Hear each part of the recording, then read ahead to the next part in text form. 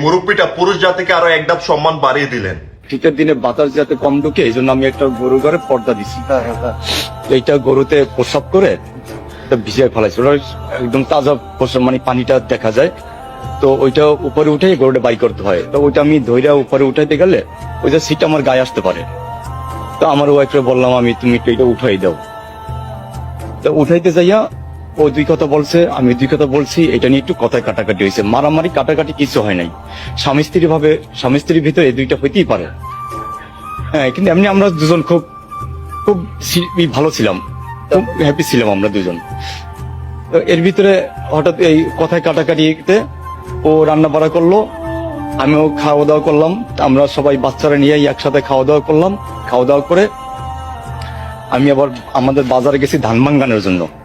ধান ভাঙ্গানো প্রায় শেষ। এই মুহূর্তে আমার ওয়াইফের ফোন আসছে আমার ফোনে যে আমি তোমার বড় মেয়েরে মেরে ফেলছি, ছোট যেটা আছে ওরও মেরে ফেলে আমিও মরে যাব।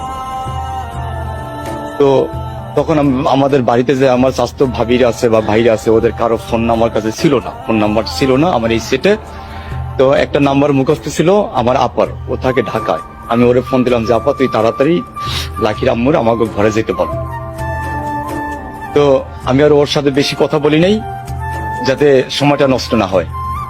তো আমি ফোনটা কাইটা দিছি, ও মনে ফোন দিছে ভাবিরে, ভাবি দৌড়ে গেছে আমার ঘরে, আমিও দৌড়ে গেলাম। আমাদের বাজার থেকে 2 কিলোমিটার দূরে আমার বাড়ি। তো আমি আবার প্রতিবন্ধী, আমি ঠিকভাবে দৌড়াইতে পারি না। তো যতটুকু পারি আমি দৌড়াইতে গেলাম, যাইয়া দেখি আমার মেয়েটা নাই, আমার বড় মেয়েটা নাই, ও মারা গেছে। বা গলা টিপ দিছে, আমি ঠিকভাবে করতে পারতেছি না।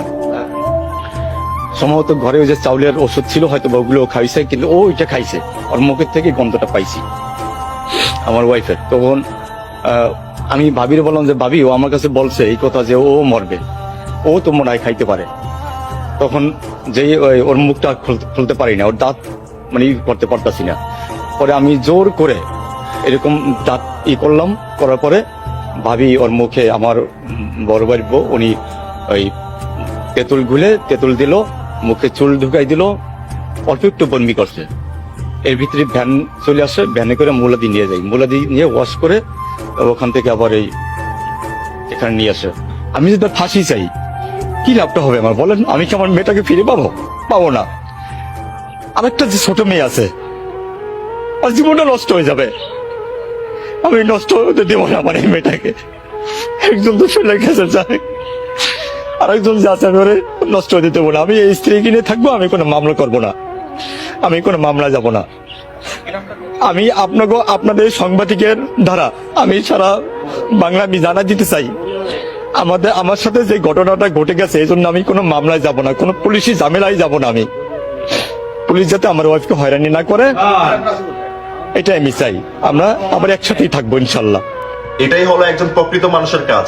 আবারও প্রমাণ হলো পুরুষ এক নারীতে আসক্ত, আর ছেলেদের মন কতটা বড়, এটাই হচ্ছে তার প্রমাণ।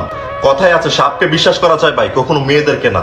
পুরুষ মানুষ কখনো তার ভালোবাসা দেখাতে পারে না, কিন্তু প্রমাণ করতে পারে, আর এটাই হলো একটা প্রমাণ।